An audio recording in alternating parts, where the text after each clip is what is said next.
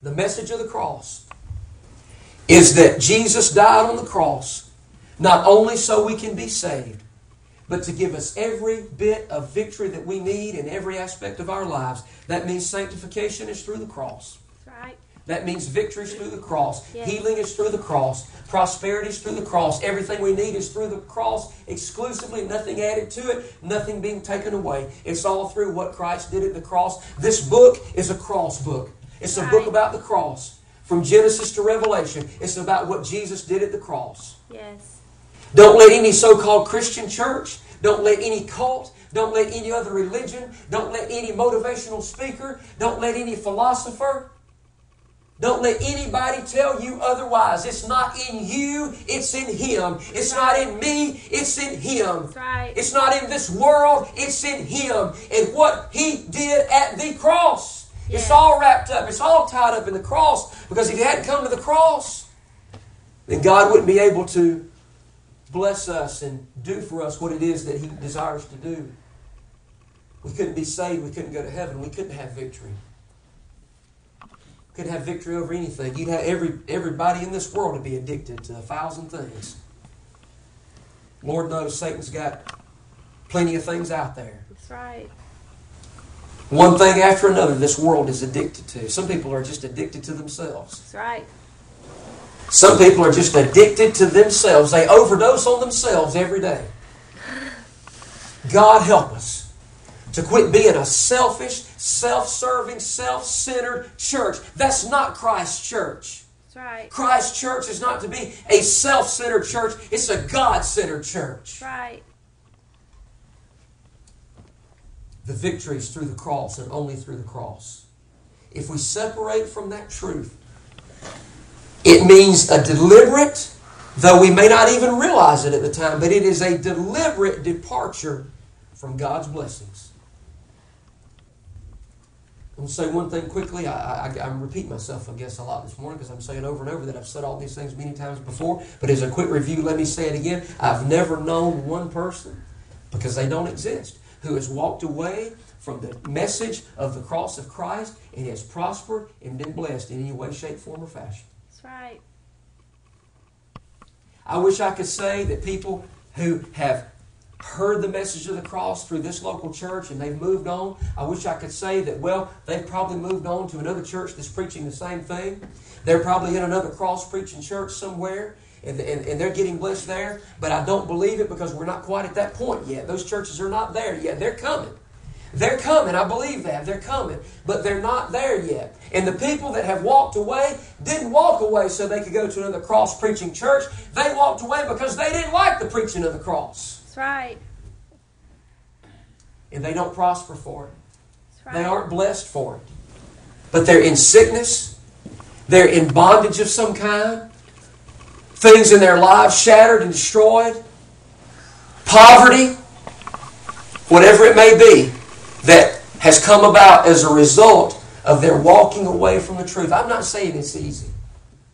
I'm not saying that staying in the truth is just some nice automatic thing that we do so easily. Well, if it was, more people would be doing it. Faith in God is not necessarily easy when the bottom seems to fall out. But it's necessary. It's required. There's no other option and no other choice. Lot had a prominent and influential post in that city.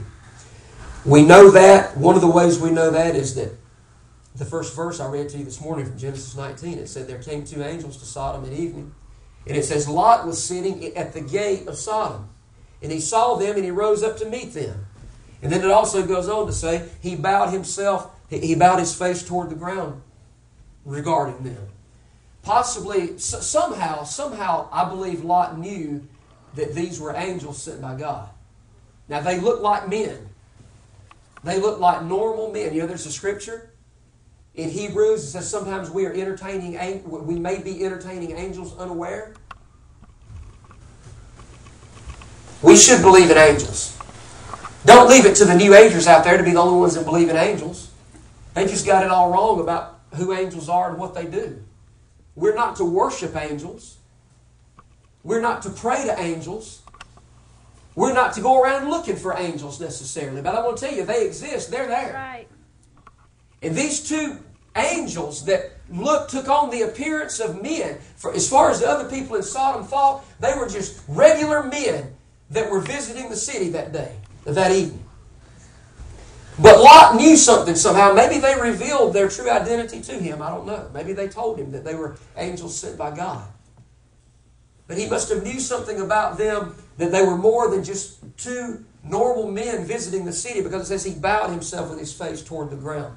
But he was there at the gate of Sodom. He had a prominent position in that city, which maybe we shouldn't look at that too surprisingly, because we said already that Lot's eyes were on the world. His heart was on the world.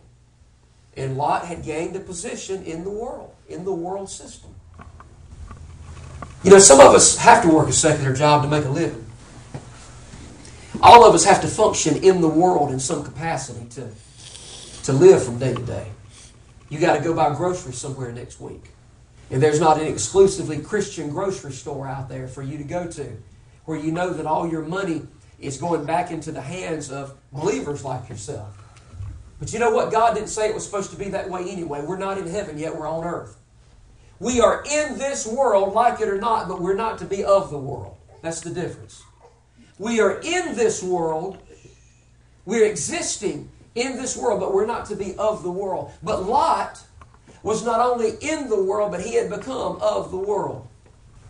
And he'd gotten this prominent position. I'm not saying it's wrong for a Christian to be a mayor. Lot's role was somewhat like a mayor of a city would be today. I'm not saying that's wrong for a Christian to take a position like that. But when our eyes, when our priorities, when our desires are exclusively on that, then we're desiring more in the world than we desire with God. And that's going to get us in trouble, just as it did with Lot. So he was possibly in the office of someone like a mayor. I couldn't help but think, and yeah, we're going to, in just a minute, we're going to get to what was going on in Sodom and why those two angels came to destroy it. And you already know that story. You already know that. In spite of what the homosexuals tell us, it was not because the people weren't hospitable in that city that the angels destroyed it. Talk about the sin of homosexuality. The Sodom and Gomorrah and those other cities got destroyed.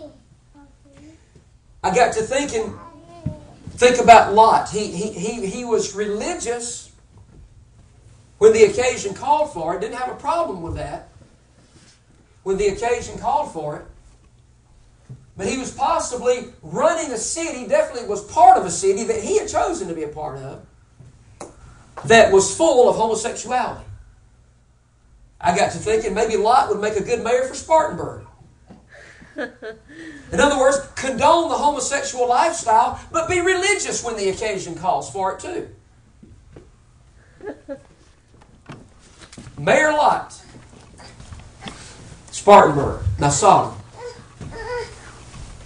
I'll tell you something, if we don't have revival, Spartanburg, South Carolina, are you listening to me? Spartanburg, South Carolina will be subject to the same judgment of God that Sodom and Gomorrah were. Why do we think we'd be any different?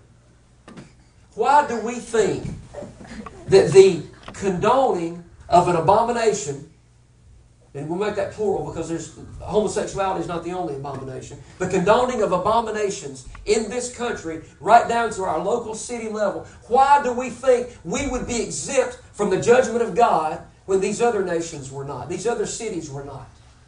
We are called into more account than they were because we've had the gospel. We've had the gospel preached to us over and over and over again. And now, Satan has perverted that so much that a lot of what's taking place in buildings with a steeple on top, we can't even call the gospel anymore.